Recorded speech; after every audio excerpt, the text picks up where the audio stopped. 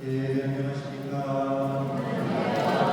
저희 시작하기 전에 앞서 주님의 기도로 시작기도를 마치겠습니다. 구원과 성령의 기도로 하늘에 계신 우리 아버지, 아버지의 거룩히 하시며 아버지의 나라가 오시며 아버지의 뜻이 하늘에서와 같이 땅에서도 이루어졌소서. 오늘 저희에게 구원의 양식을 주시고 저희에게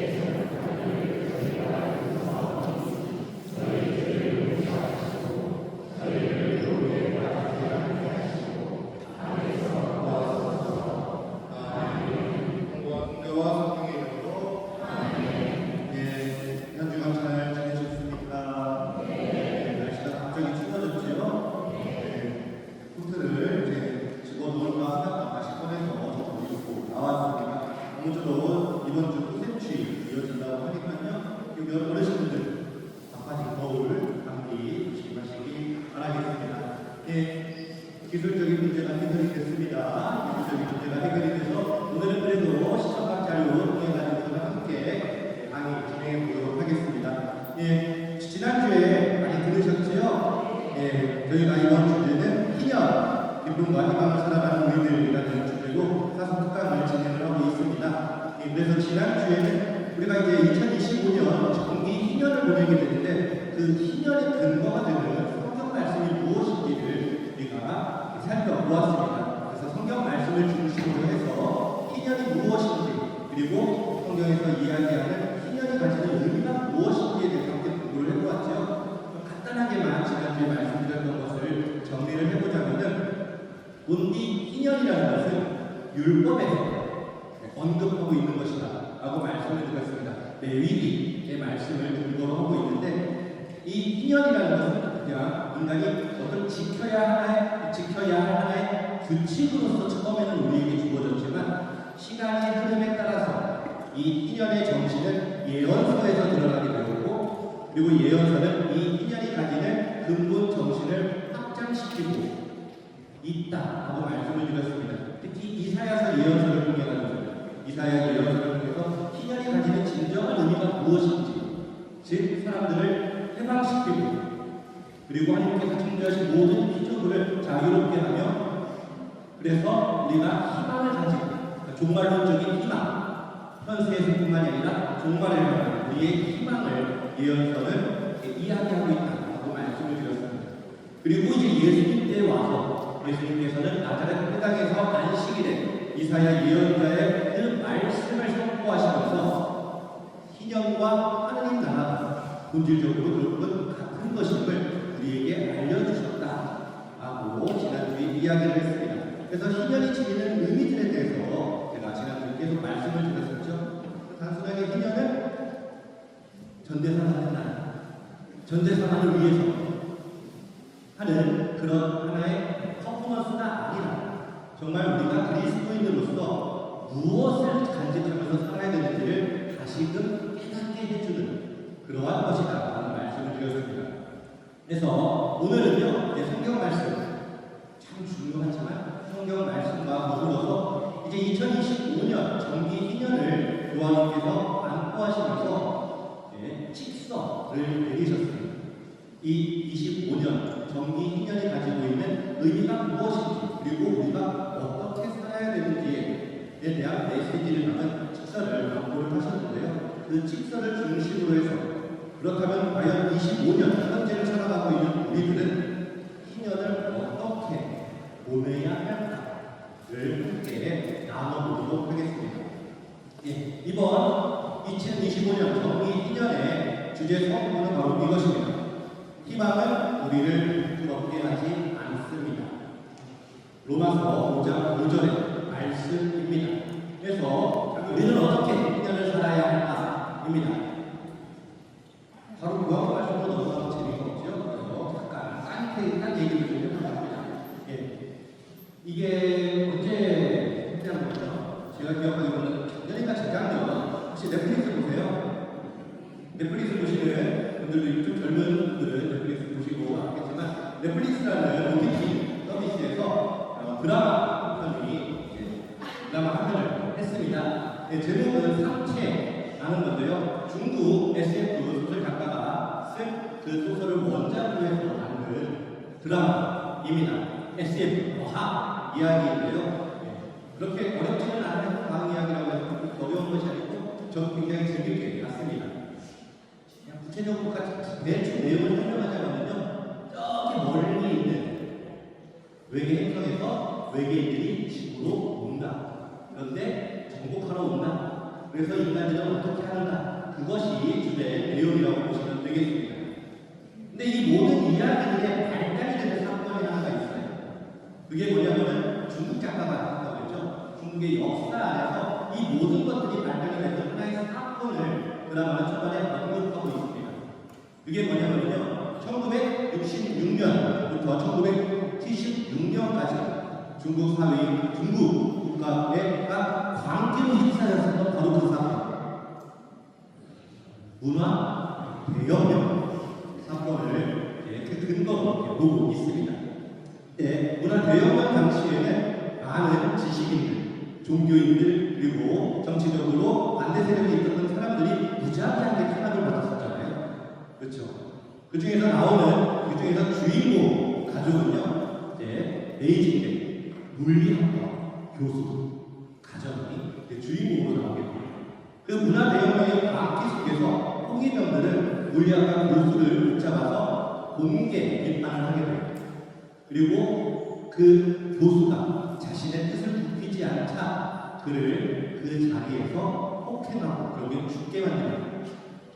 그 모습을 누가 보냐면 그 교수의 딸이 직접 목격하게 됩니다. 그리고 그 딸 역시도 사람들에게 끌려가서 하막이라고 하죠. 시골로 끌려가서 고된 육체노동에 시달리게 됩니다. 그래서 이런 일련의 사건들을 보면서 이 땅은 더 이상 인간에게는 희망이 없다라고 생각을 해요. 그리고 때마침 그때 중국에서는 외계 생명체를 찾는 프로젝트를 하기 시작하는 프로젝트를 진행을 합니다.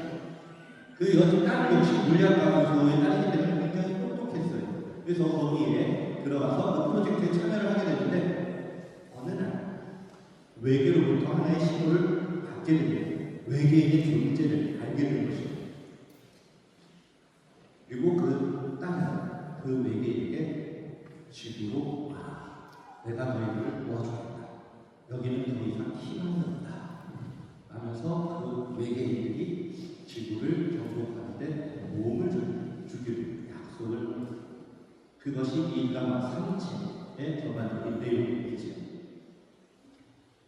그 물리학과 교수의 딸이 외계인들을 불러들인 이유는 무엇이었을까?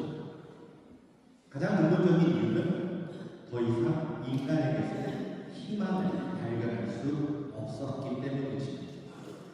저는 이 드라마를 보면서 재밌게 들었지만 과연 희망을 잃은 우리 인간이라는 존재는 어떻게 변화할 수 있는가?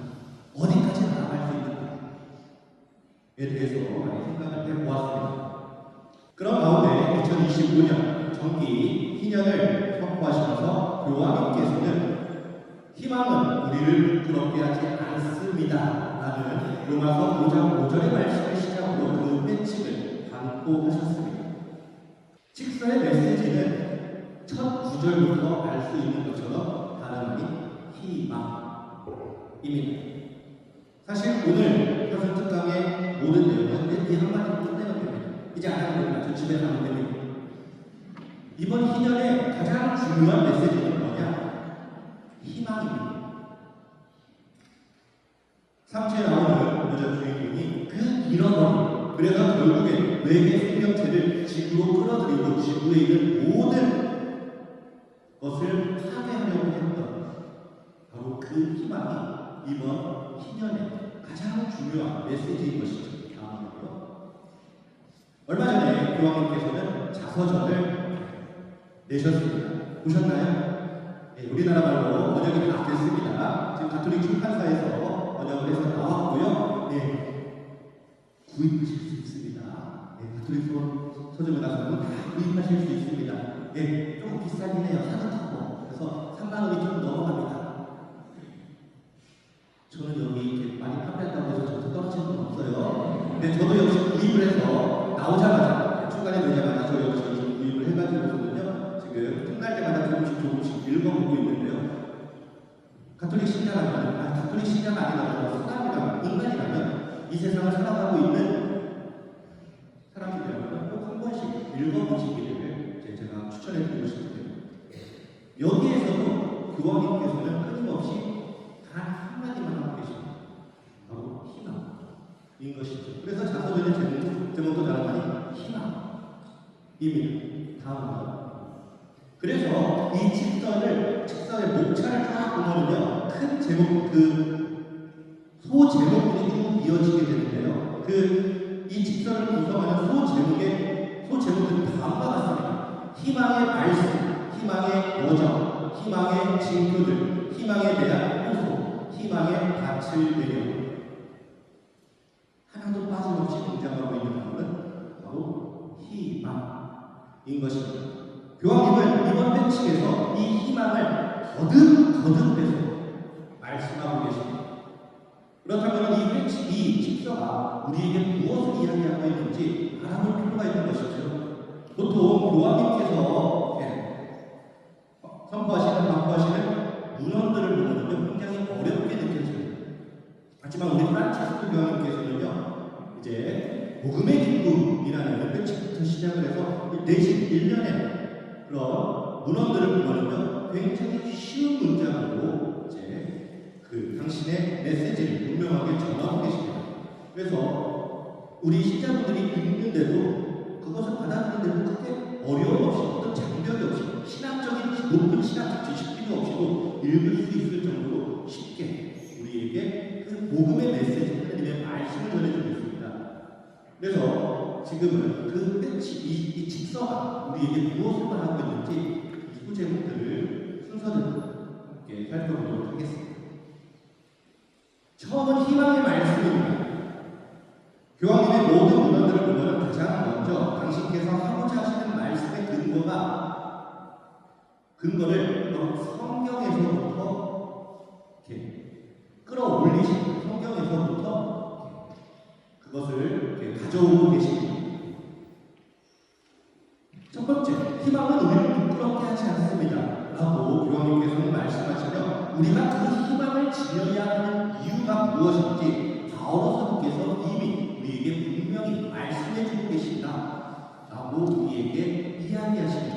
바로 로마서 5장 1절부터 2절 그리고 5절의 말씀을 통해서 쭉 읽어보시면요. 믿음으로 얻게 된 우리는 우리 주 예수 그리스도를 통하여 하나님과 더불어 평화를 누립니다. 믿음 덕분에 우리는 그리스도를 통하여 우리가 서 있는 이 은총 속으로 들어올 수 있게 되었습니다. 그리고 하나님의 영광에 참여하리라는 희망을 자랑으로 여깁니다. 그리고 희망은 우리를 부끄럽게 하지 않습니다. 우리가 받은 성령을 통하여 하나님의 사랑이 우리 마음에 부어졌기 때문입니다. 바오로 사도는 로마인들에게 보내는 편지에서 희망을 이야기하고 있습니다. 믿음 덕분에 의롭게 된 우리가 희망을 지니게 되었고 이 희망은 우리를 부끄럽게 하지 않습니다라고 이야기합니다. 왜냐하면 그 희망은 이 세상이 우리에게 전해주는 것이 아니라 그리고 이 세상처럼 언젠가 사라져 버릴 것이 아니라 영원하신 하나님의 성령의 은총을 통해서 우리에게 부어졌기 때문이다 라고 바오로 사도는 이야기하고 있는 것이죠. 희망의 근거는 어디에 있습니까? 희망의 근거는 다름 아닙니다. 영원하신 그리고 당신의 외아를 가지고 우리의 구원을 위해 기꺼이 바치신 성부 하느님의 은총에서부터 시작되기 때문이라고 바오로 사도는 강조하고 있는 것이죠. 희망의 근거는 바로 여기에 있습니다. 희망의 근거는 바로 하느님에게서 나오기 때문인 것이죠. 그러면서 교황님께서는 우리의 신앙의 여정 역시도 이와 비슷한 것이라고 우리에게 말씀하고 계십니다. 우리의 신앙의 여정은 어떻게 됩니까? 가장 먼저 우리는 세례성사를 통해 하느님의 자녀가 되는 은총을 받게 됩니다. 그리고 그 은총은 세례성사 때 부어지는 것으로 끝나는 것이 아니라 우리가 신앙생활을 해 나가는 데 있어서 우리를 이끌어주고 있는 것이죠. 하나님의 은총을 통해 세대 성사를 받았고, 그리고 그 은총을 통해 우리는 성장해 나가게 되는 것입니다. 그리고 성령의 활동은 그것을 우리를 도와주고 있는 것이죠. 그리고 이러한 모든 것들이 가능하게 해주는 것은 바로 하나님을 근거로 하는 희망 때문이다. 교황님께서는요, 그 희망을 강조하고 계십니다. 희망은 신앙의 여정에 있어서 우리가 앞으로 나아가게 해주는 원동력이다. 그리고 그 나아가는 길에 하나님의 은총이 부어지게 되고 그 은총을 통해 우리는 계속해서 희망을 간직하게 된다 라는 것을 교황님께서는 이야기하고 계신 것이죠. 그래서 아우구스티누 성인의 말씀도 교황님은 인용하고 계십니다. 인간의 본성, 인간은 곧 믿음과 희망과 사랑 없이는 살아갈 수 없습니다 라는 아우구스티누 성인의 말씀을 인용하고 계십니다. 향주 삼덕이라는 거죠. 믿음과 소망과 사랑. 그 중에 제일은 무엇이라고요? 그 중에 제일은 사랑이다 라고 이야기를 하지만 교황님께서는 특별히 희망에 대해서 굉장히 강조하고 계십니다. 그래서 이 말씀을 종합을 해보자면 사랑과 믿음과 희망은 함께 움직입니다. 뭐냐? 어떠한 것도 하나님의 사랑에서 우리를 떼어놓을 수 없으리라는 확신을 우리는 결코 부끄러워하지 않을 수 있다는 것이죠. 믿음을 표대에 두고 하나님께서 우리를 구원하시리라, 그리고 예수 그리스도의 십자가 죽음과 부활이 우리를 구원하리라는 믿음을 표대로 두고 애덕으로 길러지는 희망, 사랑으로 길러지는 희망은 어떠한 가운데서도 우리가 꺾이지 않도록 해준다 하는 것입니다. 믿음과 희망과 사랑은 이렇게 관계를 이루면서 우리 가운데서 하나님께 나아가도록 도움을 준다는 것을 교황님께서는 말씀하고 계시는 것입니다. 자, 그렇다면 우리의 삶은 희망으로 가득합니까? 이제 알겠습니다. 바울 사도께서 하시는 말씀이 무엇인지 알겠습니다. 희망이 중요한 걸 알겠습니다. 아우구스티누 성인이 이야기하는 걸 알겠습니다. 그리고 프란치스코 교황님께서도 그렇게 강조하시는 희망이 무엇인지 알겠습니다. 그렇다면 나를 봅시다.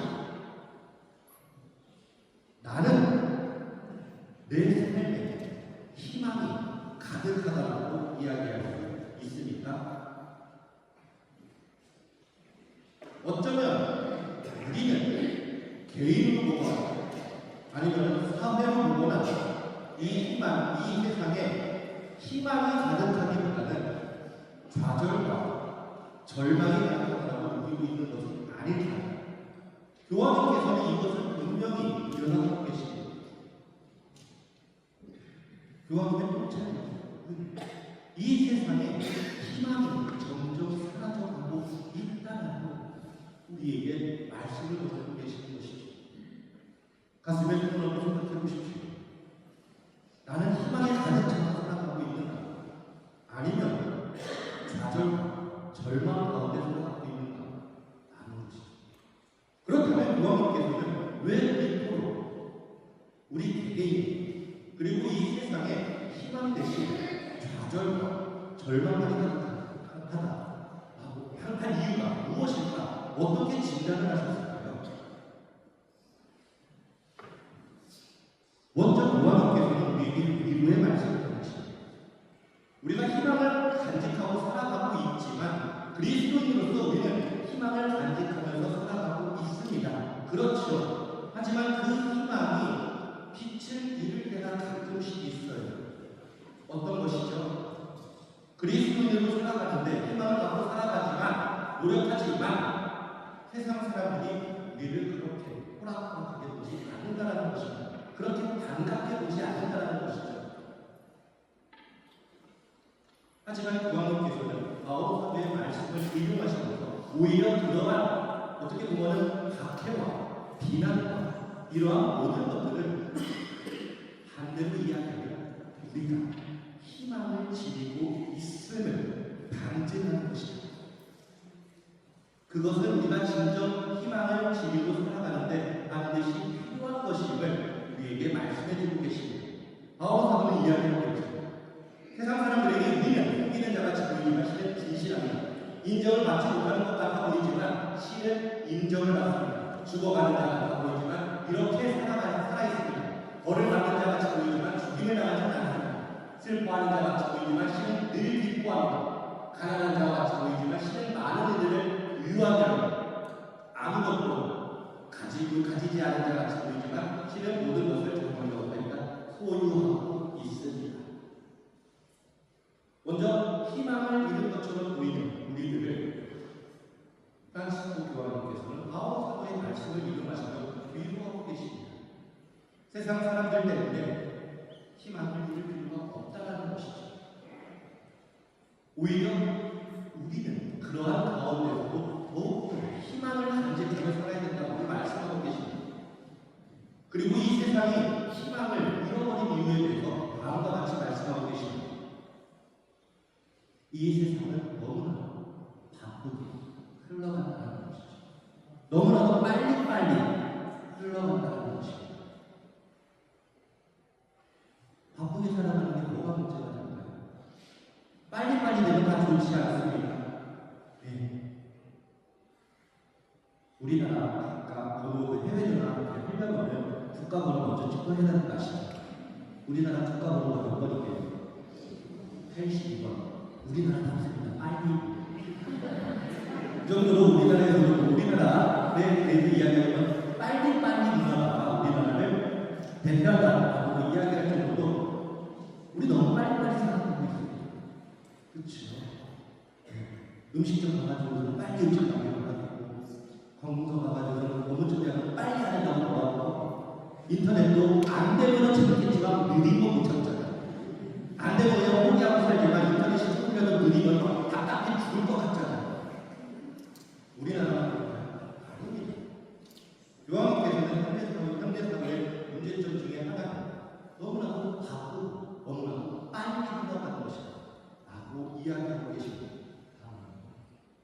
특히 인터넷 시대에 넘어오게 되면서 그 문제점은 더욱더 커지고 있다라고 교황님은 얘기하십니다. 왜냐? 인터넷 시대에 문서 그대로 문헌 그대로 말씀드리자면요.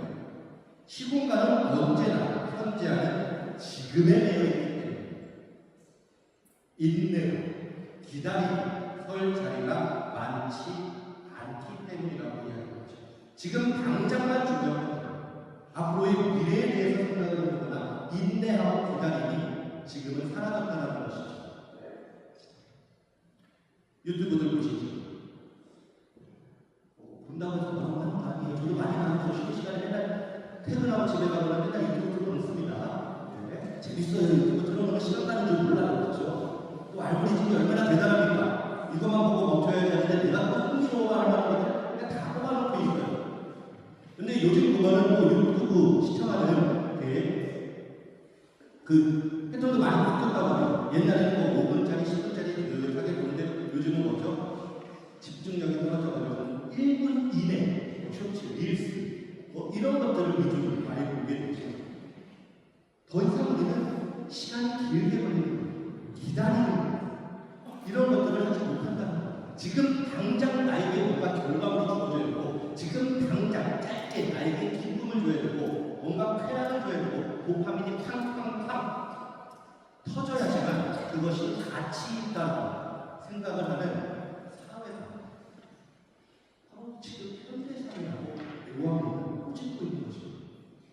인내가 사라졌습니다. 기다림이 없는 시대. 교황님께서는 이러한 사회에서는 희망이 자리를 잡을 수 없다라고 말씀하고 계십니다. 오히려 그러한 것들은 우리로 하여금 심각한 피해를 입힌다고 말씀하고 계십니다. 조급, 신경질, 때로는 불필요한 환경이 돼서 불만과 불평을 조장한다 라고 말씀하고 계십니다. 그러면서 우리에게 시선을 돌려 하느님께서 창조하신 피조물들을 바라보고 요한복음 말씀하고 계십니다. 하느님께서 창조하신 이 경외로운 세상을 바라보십시오. 즉각적으로 이루어지는 것은 아무것도 없습니다. 지금은 꽃샘추지만 조만간에 따뜻한 봄날이 되면 농부들은 모내기를 하기 위해 벽실에 옷자리에다가 심어놓을 겁니다. 시간이 흘러 뿌려진 그 벽실은 싹을 틔우게 되고 시간이 되면 농부들은 그 옷자리를 들고 논으로 나아가 모내기를 합니다. 그리고 실려진 모들은 무더운 여름이 지나고 장마를 견디고 태풍도 견디고 무럭무럭 자라나서 가을쯤 노랗게 익어 황금 물결이 되었을 때 농부들은 그것을 수확할 겁니다. 하나님께서 창조하신 이 세상은 즉시 이루어지는 것이 아니라 언제나 기다리고 인내를 필요로 하고 있습니다. 교황님께서는 강조하시는 게 그겁니다. 바로 희망을 위해서 우리가 인내해야 한다는 것입니다. 인내는 희망의 땅이며 동시에 희망의 굳건한 토대다 라고 교황님은 말씀하십니다. 그러면서 우리에게 권고하십니다. 기도할 때 하나님께 은총을 청하십니다. 다른 것이 아니라 인내의 은총을 달라 하나님께 기도합시다 라고 교황님은 권고하고 계시는 것입니다. 인내하는 기다리는 쉬운 일이 아닙니다. 제가 신부님과 교회 소설을 많이 듣겠죠.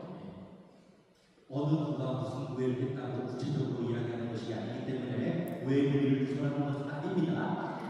보편적으로 공통적으로 많이 하시는 것 중에 하나가 부모님들 교회 소설할 때 그런 얘기를 그렇게 많이 하세요. 아이고 신부님 우리 아들 딸이 있는데요. 지금 뭐 회사도 다니고 있고 잘 다니고 있는데 초등학생 때도 목사도 하고요. 중고등부 때도 열심히 성당에 나가고 그랬는데 고3 수험생 때 성당을 안 나가다가 지금도 안 나가고 있어요. 신부님 어떻게 하면 좋겠어요? 가정적 이야기를 하면 되고 있고요. 아이고 신부님 어떻게 합니까? 속 터져 죽겠습니다. 답답하죠. 답답한 마음이 오는 거 아닙니까? 하지만 이때 우리에게 필요한 게 무엇일까요? 인내. 왜냐하면 하나님의 뜻은 내가 원하는 대로 즉각적으로 일어나는 것이 아니기 때문입니다. 하나님이 원하시는데 원하는 방법으로 그렇게 해주실 거라고 우리가 믿는다면 그 안에서 희망이 싹트게 되는 것이죠. 지금 당장 내 자녀들이 성당에 나가지 않는다고 하는 불만을 가진다면 어떻게 우리 마음속에 희망이 잠자할 수 있겠습니까? 교황님께서는 우리에게 희망을 간직한 희망을 지니기 전에 가장 먼저 필요한 것이 바로 인내의 기다림이라는 것을 우리에게 말씀하고 계신 것입니다. 그러면서 교황님께서는 두 번째 희망의 여정을 위해서 우리가 보내고 있는 이 25년 정기 2년이 역사의 흐름 속에 함께하고 있다는 것을 분명하게 알려주고 계십니다. 이 25년의 희년은 어느 순간 갑자기 뚝 떨어진 것이 아니라 교회의 구원의 역사 안에서 함께 가고 있다는 것을 우리에게 이야기해 주고 계시죠. 사실 역사 쪽이기 때문에 크게 자세하게 설명을 안 드리겠습니다. 하지만 교황님께서는 가장 먼저 이 희년이 교회 안에서 언제 시작되느냐 그 시작점부터 말씀해 주고 계십니다.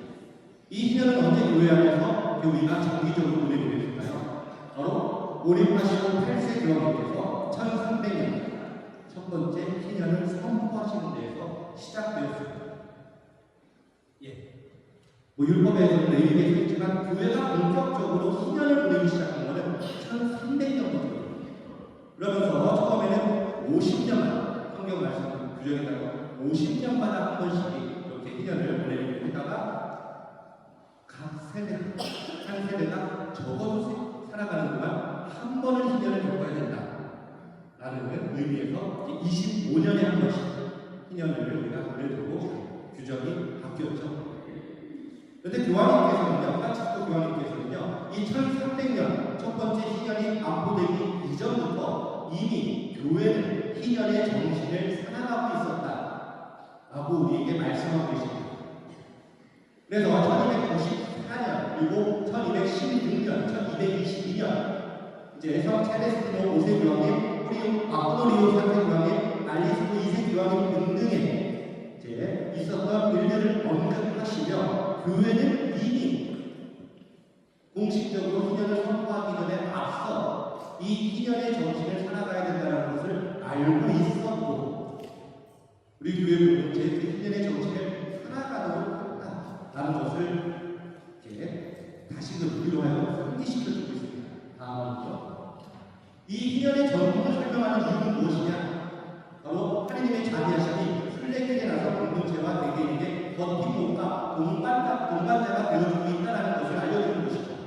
공식적으로 선포됐으니까 하느님께서 우리와 함께 계시다는 것이 아니라 이미 공식적으로 선포되기 이전부터 하느님의 영은, 하느님의 은총은 이 순례의 길을 걷고 있는 우리 교회 공동체와 함께하고 계셨다.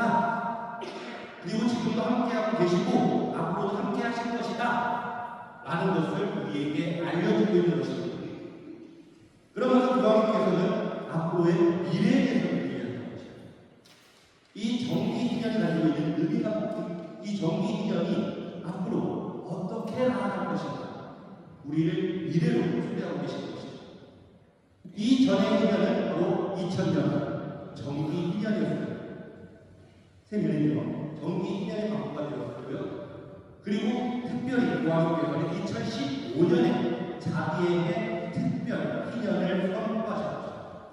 그러면서 우리는 하느님께서 자비하심을 깨닫는 그런 한 해를 보냈습니다. 그리고 2025년 우리는 정기 희년을 보내게 되고요.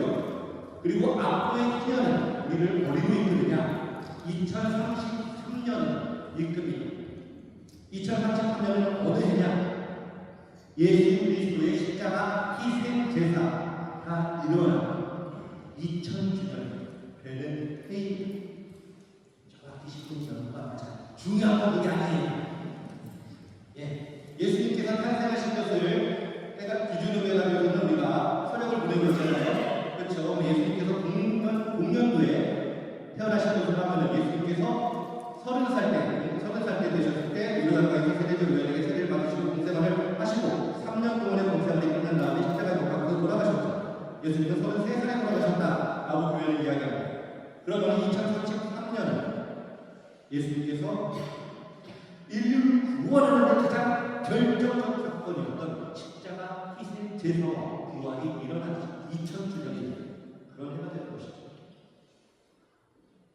그래서 이 25년의 희년이 25년으로 끝나는 것이 아니라 앞으로 우리가 무엇을 바라보면서 더 나아가야 되는지 그런 그 미래까지 우리에게 말씀해 주고 계신 것입니다.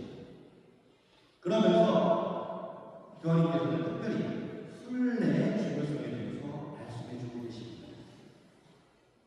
순례는 희년 행사의 근본 요소입니다. 왜냐하면 순례의 여정은 삶의 의미를 추구하는 것과 연결이 되기 때문이죠.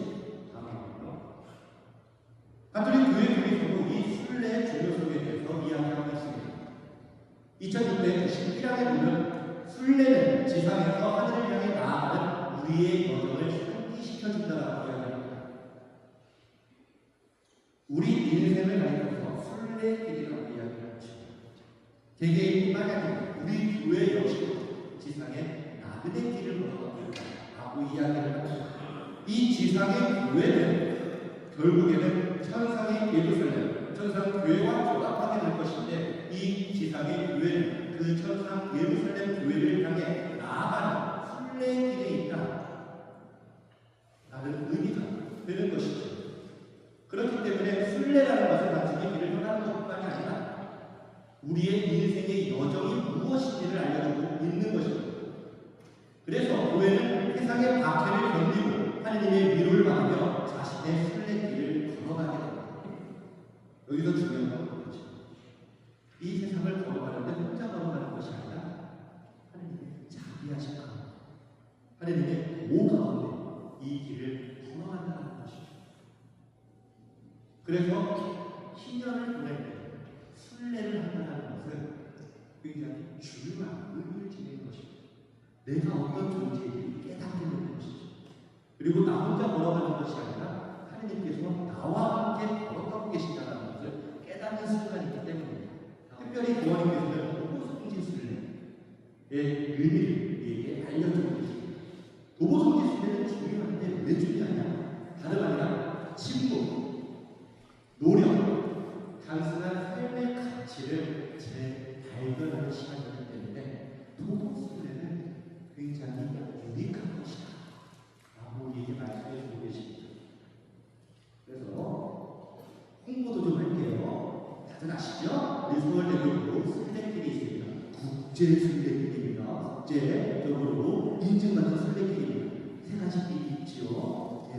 그래서 2년 동안에 우리 분당 차원에서 준비 하실 거지만 개인적으로 아니면 단체별로도 이 순례길을 함께 걸어보시는 것은 어떨까 생각을 합니다. 특히 희년이니까요. 신부님 한번 걸어봤었는데요. 또 걸으세요. 교황님께서 말씀하셨잖아요. 특히 도보성지순례가 왜 중요하냐? 침묵, 노력, 단순한 삶의 가치. 멀리 산티아고 콤포스텔라까지 가실 필요 없어요. 우리 서울에도 한국에도 도보성지순례를 하는 게 굉장히 많이 있습니다. 이것만 돼 있지 말아주세요. 침묵, 노력, 단순한 삶의 가치. 도보성지순례 하는데 옆에 사람과 막 이야기하면서 수다하면서 보면 될까요? 엄밀하게 얘기해서 대화를 할 수 있죠. 하는 얘기하면 좋습니다. 하지만 그게 아니라 야 요즘 누가 어쨌든 연예인 어쨌든 야 요즘 집값이 어떻고 주가가 어떻고 이런 얘기하면서 모른다면 무슨 의미가 있겠습니까? 그래서 이 가치, 이 도보성지순례가 지니는 가치를 마음속에 생각해 보시면은 더 의미 있는 그 희년을 보내는 한 해가 되지 않을까 이렇게 생각을 해봅니다. 그러면서 이제 교황님께서는 그때부터 하시고요. 지금부터가 진짜로 교황님이 하고 싶은 게 아니라 지금 나오시죠. 교황님께서는 성경 통해서 우리가 희망을 지니는 근거가 무엇인지 그리고 희망을 위해서 필요한 쪽이 무엇인지에 대해서 이야기했고 교회의 역사 안에서 이 희년이 어떻게 흘러왔는지를 설명해 주셨습니다. 그러면서 세 번째, 희망의 징표들을 통해서 교황님께서는 당신이 진짜로 하고 싶은 얘기를 우리에게 해주고 계십니다. 그것을 알기 위해서 그리스도인이 지니고 있는 사명에 대해서 우리가 알 필요가 있습니다. 사복권자 사항에 보면 이렇게 이야기합니다. 모든 시대에 걸쳐 교회는 시대의 징표를 탐구하고 이를 복음의 빛으로 해석하여야 할 의무를 지니고 있습니다. 그렇게 함으로써 각 세대에게 알맞은 방법으로 교회는 현세와 내세의 삶의 의미 그리고 그 상호관계에 대한 인간의 끝없는 물음에 대답해 줄 수 있을 것입니다. 제2차 바티칸 공의회가 열린 교황 24세 성인께서 제2차 바티칸 공의회를 개최하신 이유가 여기에 있고 우리 교회가 살아가야 할 목적도 여기에 있고 의무도 여기에 다 담겨 있다고 보시면 됩니다. 교회는 어떤 공동체인가? 하느님 나라 가기 위한 공동체 맞습니다. 그러면 우리만 가는 건가? 아니라는 것입니다. 이 세상에 살고 있는 모든 피조물, 특히 인간이 하느님 나라에 갈 수 있도록 해야 하는 공동체가 우리 교회 공동체라는 것입니다. 그런 의미에서 사람들에게 하느님의 복음을 선포를 해야 되는데 그 복음을 선포하기 위해 먼저 우리는 이 세상을 알아야 된다는 것입니다. 이 세상을 통해서 하나님께서 하고자 하시는 것이 무엇인지 징표를 해가는 것이죠. 그리고 세상 사람들에게 그 시대에 맞게, 그 문화에 맞게, 그 장소에 맞게 이 복음을 선포해야 된다. 라는 것입니다. 사목권자 사람이 이야기하는 것이 바로 이것이죠. 우리가 징표를 깨닫고 세상 사람들에게 그 징표에 맞게 복음을 선포해야 된다는 것입니다. 이것은 복음에서도 같이 말씀하죠. 뭐죠? 예수님께서 탄생하셨을 때 동방과 세 사람이 예수님께 선물을 줍니다. 황금과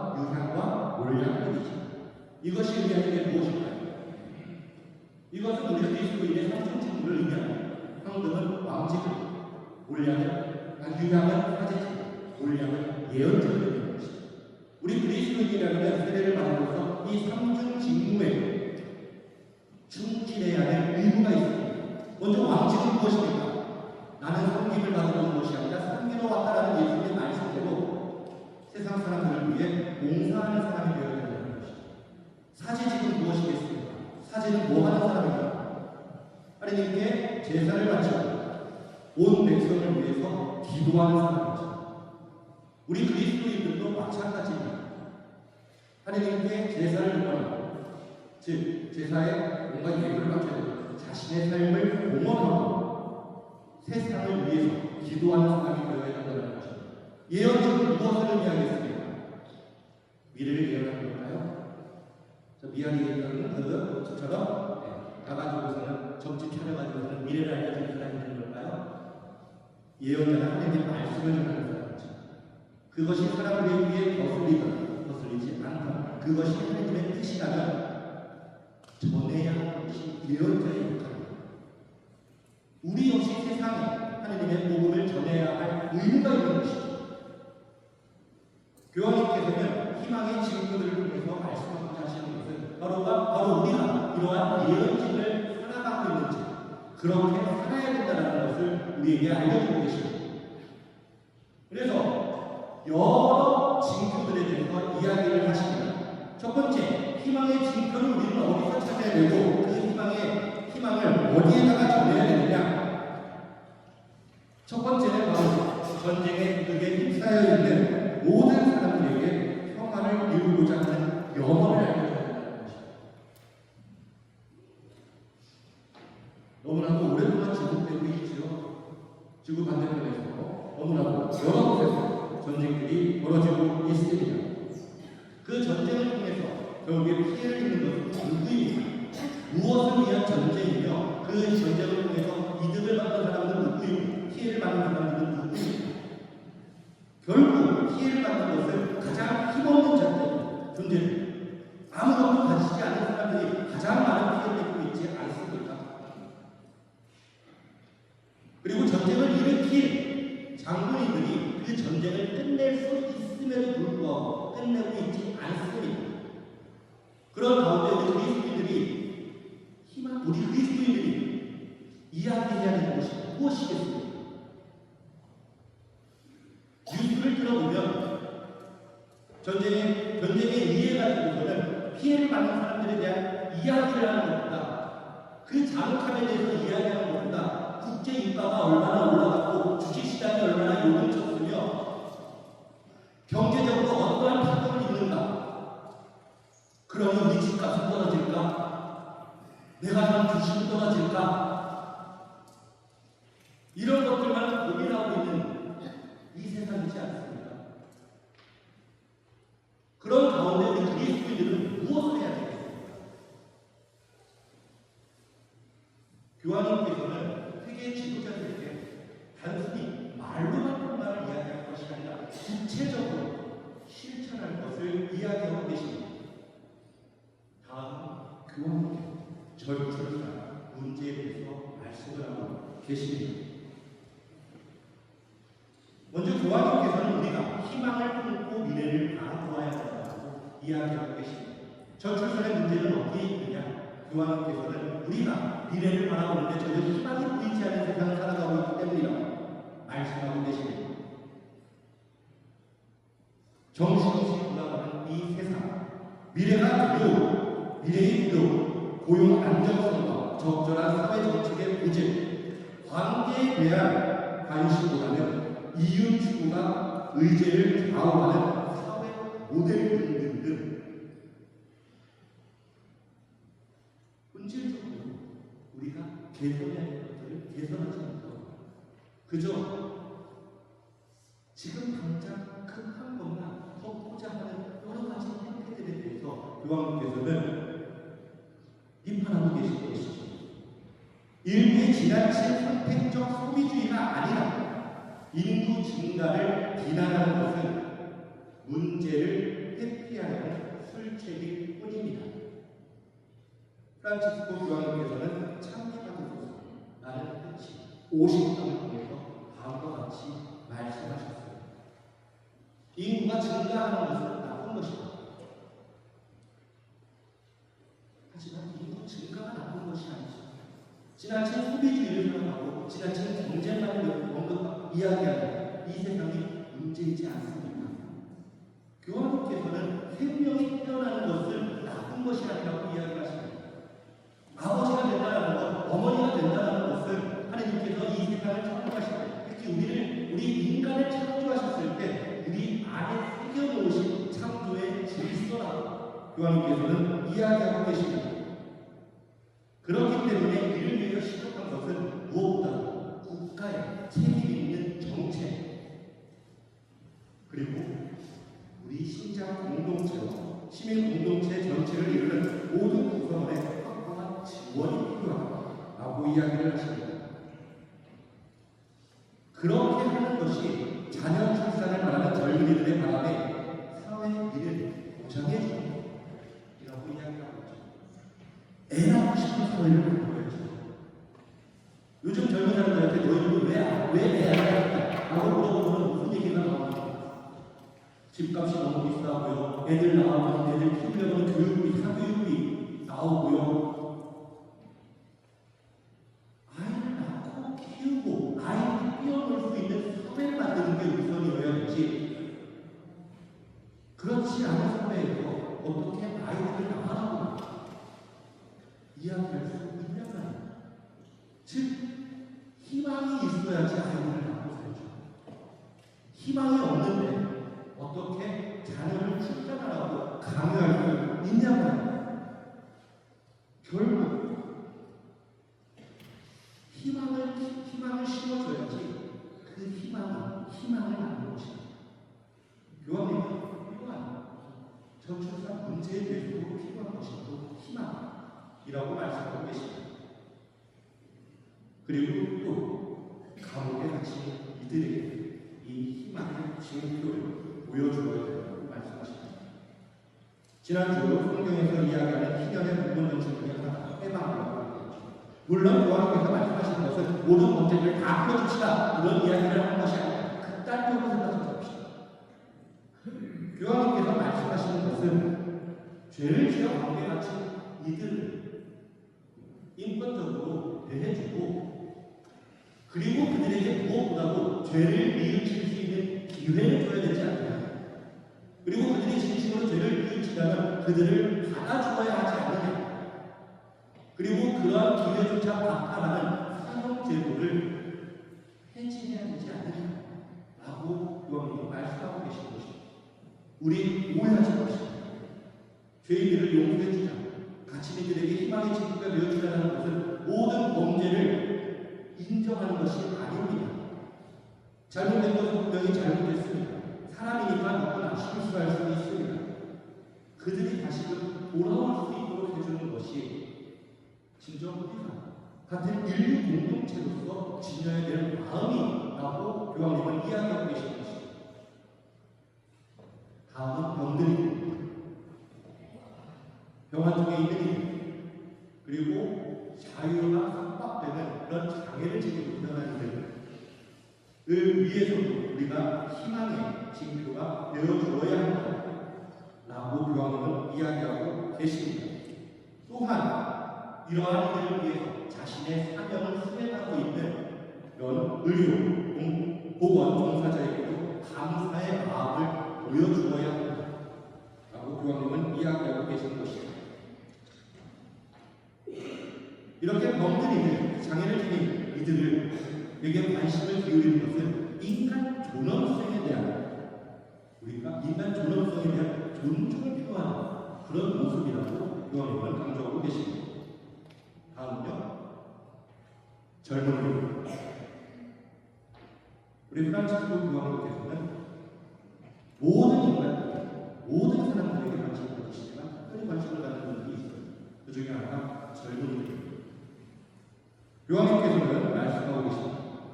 젊은이들에게도 희망의 징표가 필요하다라는 것입니다.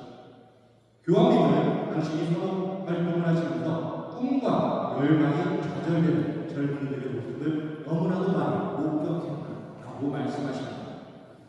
그러면서 이야기하시죠. 결코 우리는 젊은이들을 실망시켜서는 안 된다 라고 말합니다. 왜냐하면 미래는 이 젊은이들의 열망에 달려있기 때문이지. 아무리 열심히 노력을 해도 꿈이 이루어질 수 없다라는 것을 생각하게 되면 젊은이들은 희망을 잃게 됩니다. 그러면 결국 낙담하고 무기력해질 수밖에 없고요. 그렇기 때문에 무엇보다도 이 젊은이들에게 희망을 심어주어야 한다는 것입니다. 그래서 2027년 WYD가 세계 청년대회가 서울에서 열리게 되죠. 그 WYD가 단순한 행사가 되는 것이 아니라 이 땅을 살아가고 있는 젊은이들에게 희망을 심어줄 수 있는 그런 하나의 계기가 될 수 있도록 그 젊은이들의 축제니까 뭐 젊은이들이 알아서 하겠지가 아니라 우리 교회 공동체 모든 구성원들이 함께 노력해야 할 필요가 있습니다. 다음은 이주민입니다. 교황님께서는 특별히 이주민들에 대해서 좀 관심이 있으신데요. 제가 앞에 자서전을 읽고 있다고 하죠. 교황님께서 희망이라는 자서전을 처음 보내서부터 이야기하고 계십니다. 당신은 이탈리아, 당신의 조부모님과 아버님은 이탈리아를 떠나 아르헨티나 이민을 간 이주민이다. 그리고 그 부모님 세대에서 이주민으로서 겪었던 고통에 대해서 언급을 하시며 당신께서는 그 이주민들의 고통에 누구보다도 관심이 있다라고 말씀을 하십니다. 그러면서 결국 그들이 존엄성이 파괴되는 것은 안 된다라고 말씀을 하고 계십니다. 그래서 그 이주민들을 받아들이지 않고 이주민들에 대해서 어떻게 보면은 굉장히 편협한 시각으로 바라본다는 것은 다름이 아니라 그들의 더 나은 미래에 대한 희망을 도둑질하는 것과 같다라고 이야기합니다. 그러면서 그들에게 마음을 열고 문을 열어줄 수 있는 그런 열린 마음을 가져야 된다라고 교황님은 이야기하고 계십니다. 다음으로 특별히 관심을 가지고 있는 사람들이 노인. 교황님께서는 노인에 대해서 이야기하고 계십니다. 노인들을 존중한다는 것은 그리스도의 공동체와 시민사회의 의무이다. 특히 조부모님에 대해서 언급하고 계십니다. 젊은 세대에게 신앙과 지혜를 전해주는 모범이 되기 때문이죠. 교황님께서 자서전에서도 말씀하고 계십니다.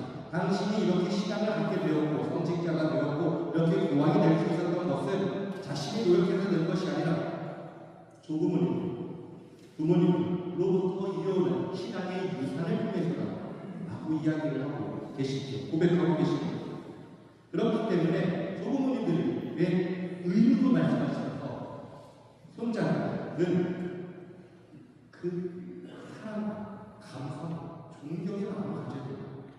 그리고 그 안에서 활기를 얻기 바란다라고 말씀하고 계십니다. 마지막으로 희망의 직분가 되어야 될 사람들은 가난합니다. 너무나도 많은 이들이 배척과 무관심 속에서 고통을 받고 있습니다. 이 지구에는 수십억의 사람들이 살고 있는데요. 그 인류의 대다수를 차지하는 것은 바로 가난한 사람들입니다. 얼마나 수치스러운 일입니까? 라고 교황님은 말씀하십니다. 그러면서 가난한 이들의 문제는 거의 의무감에 몰리며 또는 미비하게 다루는 그룹으로 제시되거나 부수적 피해로만 여겨질 수 있다는 인상을 번번이 받습니다. 사실 모든 것이 정리되고 나서 보면 이들의 문제는 가장 뒷전으로 밀려나 있습니다. 항상 가난한 이들에 대한 관심은 무슨 적선하듯이 어쩔 수 없이 의무감에 못 이겨서 하는 것처럼 보이는 현실에 대해서 교황님은 말씀하고 계시는 것입니다. 그러면서 교황님은 강한으로 말씀하고 계십니다. 잊지 맙시다. 가난한 이들은 비난받아야 할 사람들이 아니라 언제나 거의 희생자입니다. 이렇듯 희망의 희망의 징표들에서 언급하고 있는 우리의 사람들을 보면 누구입니까? 소외되는 사람들로부터 무관심 때문에 사람들로부터 박해받고 사람들로부터 멀어지게 하는 멀어지는 그런 부류의 사람들이죠. 예수님께서 나자렛 회당에서 이사야 예언자의 말씀을 읽으시며 희년을 선포하실 때 무엇을 말씀하셨습니까? 부자들에게 기쁨을 선포했습니까? 권력을 가진 자들에게 희망을 선포하셨습니까? 아니죠. 가난하고 소외되고 배고 굶주리고 감옥에 갇히고 지금 늘 눈물을 흘리며 어느 누구로부터 도움을 받지 못하는 이들에게 예수님께서는 희년의 기쁨을 선포하셨던 것처럼 지금 25년 정기 2년을 살아가고 있는 우리들에게 필요한 것이 무엇이냐? 나만 희망을 가지고 살아가는 것이 아니라 진짜 현실적인 어려움 때문에 희망을 잃어가고 있는 이들을 바라보고 그 절망에 빠진 이들에게 희망을 전해주는 것, 이것이 진짜 이 2년을 살아가는 우리들이 해야 할 일이라고 이야기하고 계시는 것입니다. 25년 정기 우리는 어떻게 살아가야 되겠어요? 전대산을 얻기 위해 우회성사를 보고 순례길을 떠나고 미사를 봉헌하며 영성체를 모시고 요한님의 지향에 따라 기도를 바쳐 전대사의 은총을 받는 것만으로 내가 희년을 다 살았다 라고 이야기할 수 있겠습니까? 요한님은 희망의 징표를 통해서 당신이 하고 싶은 진짜 말씀을 우리에게 전해주고 계십니다. 우리가 어떻게 살아야 되는지, 무엇에 관심을 두고 살아야 되는지 말씀하고 계신 것입니다. 그러면서 희망에 대한 호소로 넘어가게 되죠. 조금은 비현실적으로 느껴지는 이야기를 여러분 여기서 하고 계십니다. 뭐냐? 지상의 재화는 소수 특권층을 위한 것이 아니요 모든 이를 위한 것이기 때문에 특별히 부유한 국가에게 호소합니다. 가난한 나라 부채를 탕감해 주십시오. 그래서 그들이 빚 때문에 허덕이며 더 이상 발전하지 못하는 것이 아니라 그들도 희망을 가지고 발전해 그들 역시도 더 이상 굶주리지 않는 국가가 될 수 있도록 이 여정에 함께 해주셨다고 요한님은 호소하고 계십니다. 왜냐하면 이 부채의 탕감은 반응의 문제이기에 앞서서 정의의 문제이기 때문이죠. 그러면서 희년에 대한 말씀, 그 희년의 근거가 되는 레위기의 말씀을 다시 언급하고 계십니다. 너희는 내 곁에 머무르는 이방인이 거룩이다. 너의 것은 아무것도 없다. 지금 너가 가진 것을 함께 나누는 것이 진짜 하나님의 뜻이다. 라면서 요한님께서는 호소하고 계십니다. 물론 이것이 지켜질지 모르겠죠. 비현실적인 것처럼 보이지만 우리는 무엇을 이야기해야 합니까? 현실과 타협해서 아무 얘기도 하지 말아야 합니다. 아니면 이것이 비현실적으로 느껴지더라도 하나님의 뜻이라는 이야기를 해야 되겠습니다. 그러면서 요한님께서는 또 하나의 중요한 의미를 희년에 가져야 될 중요한 의미를 우리에게 설명해 주고 계십니다. 바로 신호달리 같습니다. 신호달리 같은 거 해보셨죠?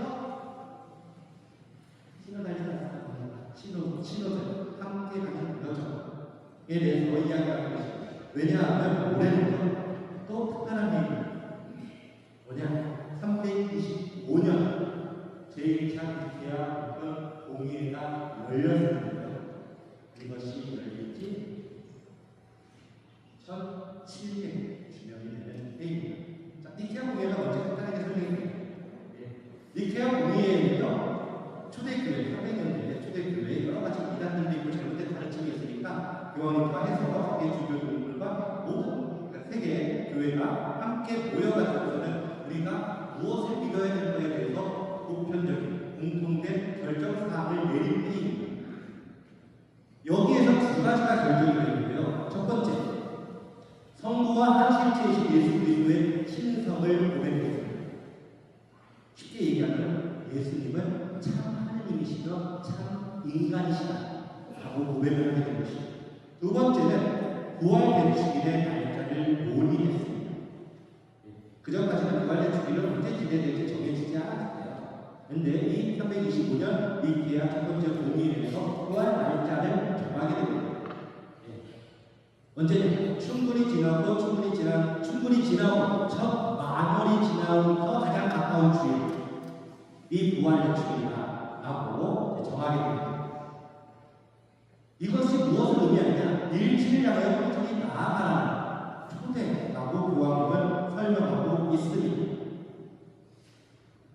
그러면서 교황님께서는요, 그 부활의 주일 언급하면서 무슨 말씀하시냐면요, 그렇게 니케아 공의회에서 정했는데요, 교회가 서방과 동방으로 나누게 되면서 부활을 다르게 지내게 됩니다. 근데 기가 막히게도요, 2025년 부활은요, 우리 로마 가톨릭과 서방교회와 동방교회가 같은 날에 부활의 주일을 지내게 됩니다. 이게 능력으로 돌다 보니까 이게 이번에 딱 맞았네요. 그러면서 교황님께서는 그 동방교회를 초대하고 계십니다. 이제 앞으로 우리가 시각적인 견해차이기 때문에 이렇게 살아가기보다는 이것을 계기로 해서 일치를 이루면서 살아가기를 교황님께서는 동방교회의 초대장에 함께 여기에 보내고 계십니다. 그러면서 마지막 장에 가면은 희망의 밭을 내려라는 주제로 교황님은 마지막 말씀을 하고 계십니다. 그러면서 다시금 신망의 믿음과 희망과 사랑, 향주 삼덕에 대한 말씀하십니다. 희망은 이 향주 삼덕 중에서 믿는 이들의 삶의 내적 지침과 목표를 제시하는 법이라고 말씀하십니다. 그래서 믿음과 사랑을 우리로 하여금 매력적으로 전환할 수 있게 하고요, 믿음에는 기쁨이, 사랑에는 열정이 따를 수 있도록 하는 것이 바로 희망이라고 이야기합니다. 우리가 사람들에게 복음을 전할 수 있는 이유는 무엇입니까? 희망이 있기 때문에. 우리가 믿음을 가지는 이유가 무엇입니까? 희망이 있기 때문에. 우리가 더욱더 사랑할 수 있는 이유는 무엇입니까? 그 믿음에 대한 희망이 있기 때문이다 라고 교황님은 말씀하고 계십니다. 그렇다면 희망의 기초는 무엇이냐? 교황님은 영원한 삶이라고 말씀하십니다. 죽음을 넘어서 죽음 이후에 우리가 누리게 된 영원한 삶이야말로 희망의 기초라고 이야기합니다. 그리고 이 죽음을 넘어 영원한 삶은 바로 그리스도의 십자가, 죽음과 부활 사건에서부터 시작되는 것이다 라고 말씀을 하고 계십니다. 그러면서 교황님께서는 이 영원한 삶에 대한 믿음이 우리 그리스도인의 희망임을 한 가지 예를 통해서 알려주고 있습니다. 뭐냐면요, 옛날의 교회, 유럽 교회인데요, 피렌체에 있는 모험의 세레다의 모습입니다. 옛날에 보면은 세레다, 이게 세레다가 있습니다. 세레대의 모습이 어떻게 되어 있느냐, 팔각으로 되어 있습니다. 팔각. 이것은 예수 그리스도의 부활을 의미합니다. 여덟째, 안식일 밤날 여덟째. 그래서 이미 교회는 역사적으로 볼 건데, 그리고 이러한 건축으로 볼 건데, 이미 교회는 영원한 생명에 대한 희망을 지니고 있었다 라고 말씀하고 계시는 것입니다. 그러면서 이러한 희망의 가장 중요한 증거자들은 누구이냐? 순교 성인들이라고 말씀하십니다. 왜냐하면 그들은 죽음으로 모든 것이 끝나는 것이 아니라 죽음 이후에 우리에게 주어질 영원한 생명에 대한 희망을 지녔기에 기꺼이 이 세상에서의 생명을 포기한 것이기 때문이라고 교황님이 말씀하고 계시는 거죠. 그래서 우리가 2년 동안 또 살펴봐야 할 것은 바로 이 순교자들의 정신입니다. 그들이 기꺼이 순교할 수 있었던 이유는 바로 영원한 생명에 대한 희망이 있기 때문이죠.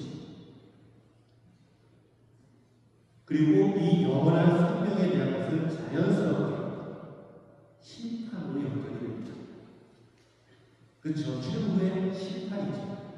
하지만 교황님께서는 심판하면 떠오르는 그 공포, 두려움을 생각하지 말라고 말씀하시면서 어떤 관점에서 봐야 되느냐? 희망의 관점에서 바라보라고 이야기합니다. 왜냐? 우리가 믿는 하느님은 정의로운 하느님, 공정하신 하느님이시지만 그런 정의와 공정하신 심판은 자비로이 보시기 때문이죠.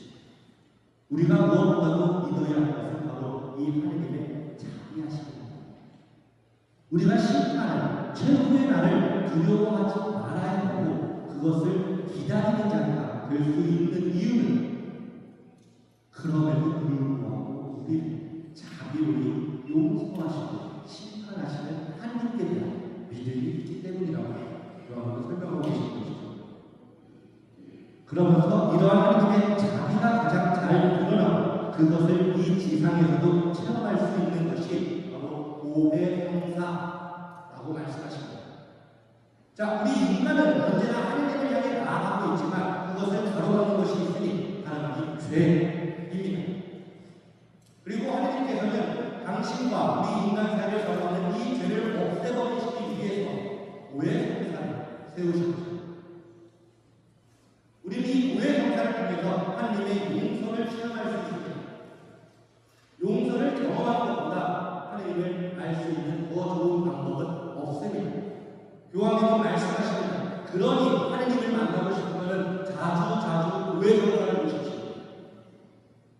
사순식이 황금성사를 보셔야죠. 근데 황금성사만 가서 끝나는 것이 아니죠. 자주 보십시오. 오해성사는 우리를 용서하시는 하느님을 경험하는 자리이며 그것보다 더 하느님을 가깝게 느낄 수 있는 곳은 없습니다. 하지만 이렇게 우리가 죄를 용서받았음에도 불구하고 죄라는 것은 결국 우리 사는 세상에 흔적을 남기기 마련입니다. 하느님께서는 이러한 죄의 흔적을 없애주시고 주님과의 결정적인 만남으로 이끌기 위해 모든 벌을 보내주시는 대사, 전대사를 우리 은총으로 베풀어주고 있습니다. 그래서 교황님께서는 과거에 이 대사라는 용어와 자비라는 용어가 같이 혼용해서 쓰였다는 것을 굉장히 중요한 의미를 드린다고 말씀하고 계시죠. 우리가 희망의 전대사를 받는 이유가 바로 여기 하느님과 더 가까워져 하느님과 더 일치를 이루기 때문에 우리가 이러한 대사를 받는 것입니다. 자, 그리고 그 다음에 사실 이번에 모든 공통적인 특징이 하나님의 마지막은 뭐냐?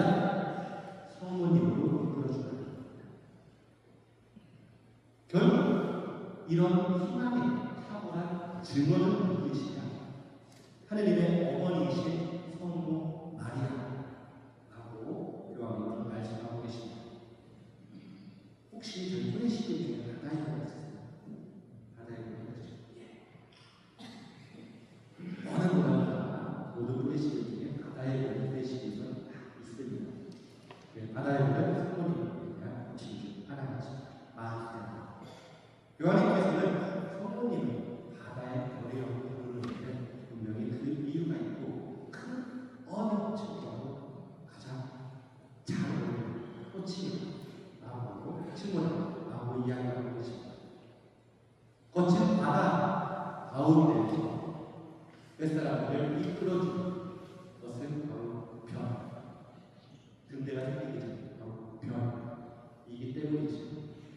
성모님은 거친 세상을 살아가고 있는 당신의 자녀들, 하느님 당신의 아들 예수 그리스도께로 이끌어주시는 별이십니다. 왜냐하면 성모님께서는 이 지상에서 사시는 동안 그 누구보다 하느님께 대한 믿음을 지키셨고 거기에서 희망을 두셨기 때문이지. 성모님은 예수 그리스도가 성장하는 것을 바라보며 예수님의 미래를 바라보았습니다. 요한께서 하신 말씀입니다. 성모님은 예수님의 성장하신 모습에서 예수님의 미래를 희망하셨습니다.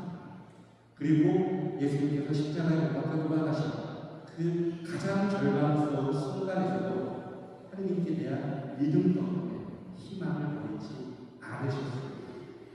그리고 당신의 사랑스러운 우리 자녀들 역시 그 희망을 잃어버리지 않고 하나님께 나아갈 수 있도록 바다의 별로서 우리를 이끌어 주시라고 그런 이야기하는 거죠. 성모님께 저는 하나 성모님께 기도해 주십시오. 청하라 말씀하고 계십니다. 그러면서 정기 1년에 로고를 조금씩 설명해 주게 되면 이게 정기 1년의 로고입니다. 보시면 로고입니다. 그래서 보면은 다른 색깔로 사람이 표현이 되는데요. 이것은 지구 사방에서 보이는 인류를 나타내고 있습니다. 그리고서 펴안고 있는 모습은 민족들을 결합시키는 연대와 형제를 표현하고 있는 것이죠. 그리고 보면은 맨 앞에 사람은요, 이 십자가를 펴안고 있습니다. 이것은 포용하는 믿음의 표징뿐만 아니라 희망의 표징이기도 하다라는 것을 우리에게 알려주고 있습니다. 그 다음은 밑에를 보면요, 파도가 치고 있죠. 이것은 개인적인 상황과 사상사의 무역이죠. 파도치는 지금 우리 인생의 여정을 나타내고 있다고 보면 됩니다. 그런데 이 희망의 표징이 십자가의 빛을 보면 다 모양하고 표현이 되고 있습니다. 흔들리는 파도의 움직임을 통해 형제와 같이 십자가의 하나님을 하고 있는데요. 닻은 전통적으로 희망을 가리키는 비유로서 사용이 됩니다. 그래서 주님께서 마지막 소제목으로 하신 부분이 희망의 닻을 내려 라고 하시는 또 여기 있는 것입니다. 거친 세상 속에서도 우리가 앞으로 나아가 흔들리지 않고 할 수 있는 것은 바로 이 희망이라는 닻이 있을 때 가능합니다. 그래서 오늘 제가 이 말씀을 종합해 놓은 것을 서울예술로 사무국에서 이미 영상으로 만든 것을 잠깐 영상으로 종합하도록 하겠습니다. 정리하도록 하겠습니다. 우리는 신년 그러면 제일 먼저 떠올리는 건 전대사. 그리고 그 나머지는 하나도 기억하지 못하는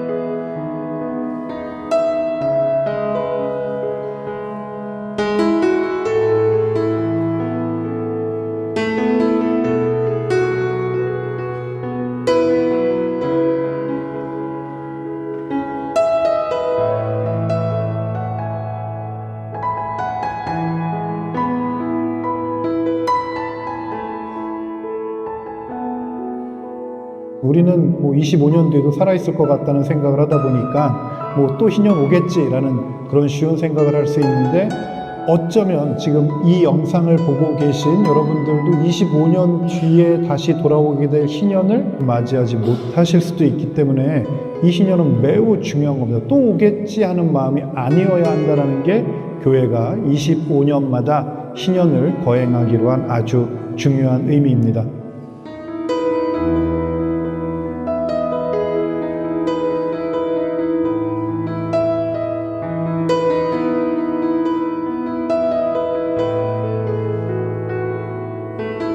전통적으로 순례 여정을 나서는 것은 삶의 의미를 추구하는 것과 연결되어 있습니다. 우리의 인생이 순례 여정이라는 것을, 그리고 우리는 하느님을 향해 가는 순례를 계속하는 사람들이라는 것을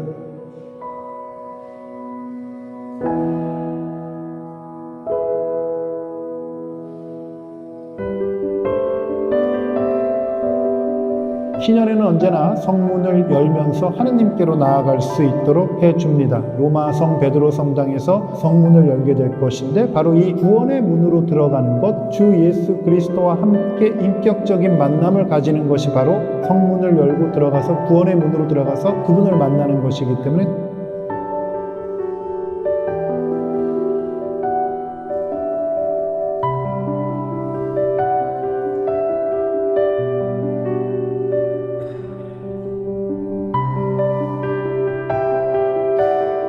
하느님과의 화해 그리고 이웃과의 화해인 것입니다. 그래서 보혜성사라든지 이런 것을 통해서 내 자신이 거룩함으로 돌아가면서 하느님과 화해하는 시간이 될 수 있는 그런 중요한 시간이 되어야 되고,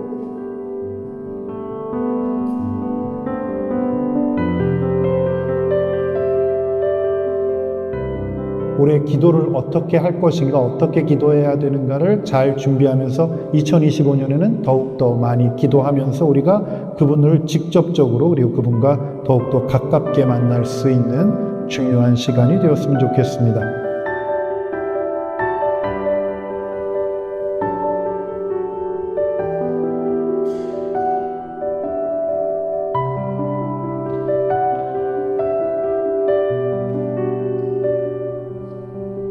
(12월) 마지막 주일에 성문은 베드로 성당에서 열게 되고요. 각 교구에서는 신년 선포 예식을 거행하게 됩니다. 그래서 이번에 특별한 전례가 준비되면서 신년의 장엄 개막 미사를 거행하게 될 것입니다.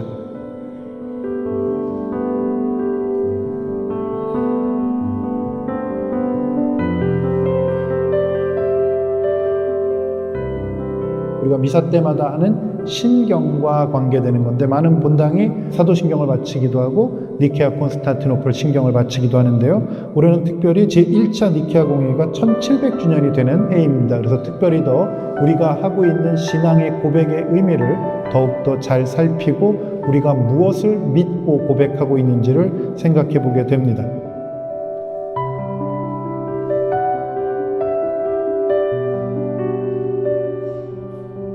대사라고 할 때, 전대사라고 이야기를 들을 때 한 가지 좀 걱정되는 요소가 하나 있습니다. 무슨 이야기냐면, 앞에서 이야기한 것처럼 희년의 의미가 화해, 신앙 고백, 성문 이런 이야기를 쭉 저희가 드렸었습니다. 그죠? 그리고 맨 마지막에 대사에 대한 이야기를 하게 됩니다. 즉 그렇게 거룩하게 됨으로써에서 얻게 되는 것이 대사인 겁니다.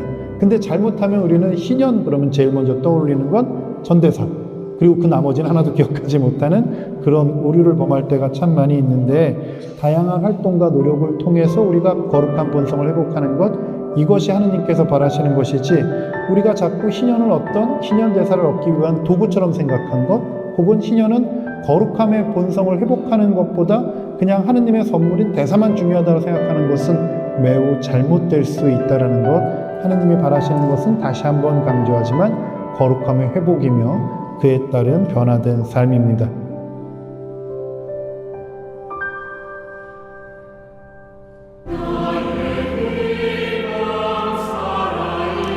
(2025년) 희년을 맞는 우리 모두가 희망하는 교회, 순례하는 교회, 선포하는 교회를 잘 살아가면서 복음의 기쁨을 더 깊이 체험하고 선포하는 기쁨을 누리는 한 해로 갖고 나가실 수 있도록 함께 노력했으면 좋겠습니다. 다시 한번 2025년 이 희년이 우리 모두에게 기쁨이 되는 해, 나만 기쁘고 끝나는 그런 희년이 아니라 온 세상 모든 사람들이 함께 기뻐하는, 우리가 예수 그리스도를 만난 그 기쁨을 선포하고 살아가며 나눔으로써 그들 모두가 행복하고 기쁜 한 해가 될 수 있도록 우리 모두가 올 한 해 희년을 잘 살아갔으면 좋겠습니다.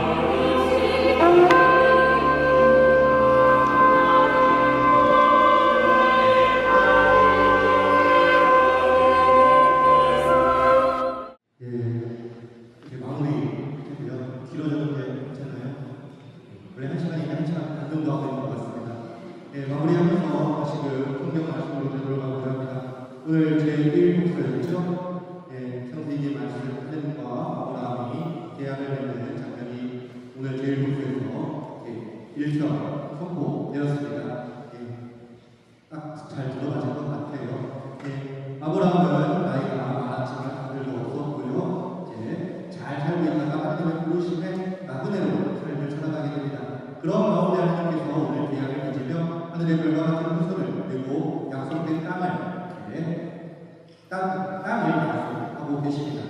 하지만 그때 당시 아브라함은 아무것도 없었습니다. 하지만 성경은 이야기하죠. 그가 믿은 하나님께서는 그 믿음을 의로움으로 인정해 주셨다. 이와 관련해서 바울 사도는 로마인들에게 보내는 편지에서 그러한 믿음을 다음과 같이 표현하였습니다. 그는 희망이 없어도 희망합니다. 우리가 희망을 지켜야 하는 이유가 바로 여기 있습니다. 희망이 없어도 우리는 희망할 수 있어야 됩니다. 여러분들은 왜 희망이 아직까지 못하셨습니까? 저에게는 아무것도 없기 때문입니다. 저에게 절망만이 나타나고 저에게 좌절만이 나타나고 저에게 도저히 희망할 건덕지가 없기 때문입니다. 라고 생각이 드시다면 오늘 저희 목소에서 하나님과 계약을 맺어 아브라함의 인생을 다시 한번 떠올려 보셨으면 좋겠습니다. 그는 희망이 없어도 희망했다는 것이죠. 그리고 제가 가장 좋아하는 예언자 중에 한 명인 하박국 예언자. 이런 희망을 간직하며 살아가는 우리들에게 아주 훌륭한 모범이 된다고 생각을 합니다. 하박국 예언자는 남유다 왕국에서 활동했던 예언자인데 바빌론에 의해서 유다 왕국이 멸망하는 것을 지켜보며 하나님께 부르짖었습니다. 왜 내가 이러한 폭력을 보아야 하고 왜 이러한 절망을 맛보아야 됩니까? 하느님. 그러자 하나님께서는 하박국 예언자에게 의인은 신실함으로 사는 것이다 라는 말씀을 전해주시며 그를 위로해 주십니다. 그리고 그런 위로를 받은 하박국 예언자는 3장에서 다음과 같이 이야기합니다. 우리에서는 양떼가 없어지고 외양간에는 손떼가 없을지라도 나는 주 안에서 즐거워하고 내 구원의 하나님 안에서 기뻐하리라고 말하나요? 하나님에 대해서 감사하고 기뻐한다는 그 순간은요, 이스라엘이 구원받았을 때가 아니라 오히려 바빌론이라는 거대한 세력이 이스라엘을 침략하고 아사가 도저히 희망할 수 없는 절망의 그 순간에 놓였을 때 하박국 예언자는 다음과 같이 고백하는 것입니다. 거기에는 희망이 없었습니다. 절망까지 가득했고 빼앗김만이 있었을 뿐입니다. 그러나 하박국 예언자는 하나님께 대한 믿음 때문에 저런 희망의 노래를 부르고 있는 것이죠. 희망에 대해 이야기하면 많은 분들이 도저히 희망할 수 없는 이 세상에서 어떻게 희망을 가져야 되냐고 물으십니다. 아브라함은 그렇지 않았습니다. 하박국 예언자도 그렇지 않았습니다. 개인적인 경험만 조금 간단하게 말씀드리고 끝내려고 합니다. 2024년은 저에게 있어서 가장 절망스러운 해였습니다. 2024년 1월 저는 서품 동기 신부님들과 10주년 기념으로 프랑스 성지순례를 갔었죠. 참 뜻깊은 시간이었는데 아프리카에서 선교를 하던 동기 신부가 말라리아에 걸려 프랑스에서 결국 숨을 거뒀습니다. 가장 기뻐야 되고 가장 좋아야 했던, 거룩해야 됐던 그 성지순례 자리에서 동기 신부가 갑작스럽게 같이 성지순례했던 그 동기 신부가 갑작스럽게 세상을 떠났습니다. 그래서 남은 일정은 다 취소하고 프랑스 파리에서 그 친구의 장례를 마치다가 한국으로 귀국을 했습니다. 그리고 처음 맞는 주일 청년미사를 하기 위해 나오는 제 핸드폰에 문자가 왔습니다. 같은 본당 출신 후배 신부가 갑작스럽게 심장마비로 세상을 떠났다는 문자였습니다. 불과 2주도 되지 않아서 제 동기 신부와 제 후배 신부의 죽음을 경험했습니다. 그 순간 저는 아무 생각도 들지 않았습니다. 부끄럽게도 방문 시간에 신자들 앞에서 펑펑 눈물을 흘릴 수밖에 없었습니다. 하나님이 나한테 왜 그러시냐고. 그런데 시간이 지나서 생각해보니 그때보다 희망을 떠올렸던, 희망이라는 단어를 떠올렸던 순간은 없었던 것 같습니다. 다시 영원히 살 것이라는, 다시 부활하여 그 사람들과 만날 것이라는 그 희망이 저를 붙들어줬던 것이죠. 희망이 없었으면 결국 무너지고 말았을 것입니다. 교황님께서 우리에게 희망을 강조하시는 이유가 바로 여기에 있습니다. 우리는 무엇 때문에 살아갑니까? 믿음 때문에 살아가죠. 그리고 그 믿음은 우리에게 무엇을 심어줍니까? 우리에게 희망을 심어줍니다. 그리고 이 희망은 우리를 무엇하도록 만들어줍니까? 사랑하도록 이끌어줍니다. 사순식의 특강으로 희년에 대한 주제를 준비할 때 바로 여기 있습니다. 사순식에는 극비하는 시기이지만 동시에 부활에 대한 희망을 다시금 상기해보는 시기입니다. 2025년 희년을 살아가면서 또 부활을 준비하는 사순 시기를 보내면서 내가 지니고 있는 희망이 무엇인지 다시금 생각해 볼 수 있고 묵상해 볼 수 있는 시기 되셨으면 좋겠습니다. 이것으로 마치도록 하겠습니다. 감사합니다.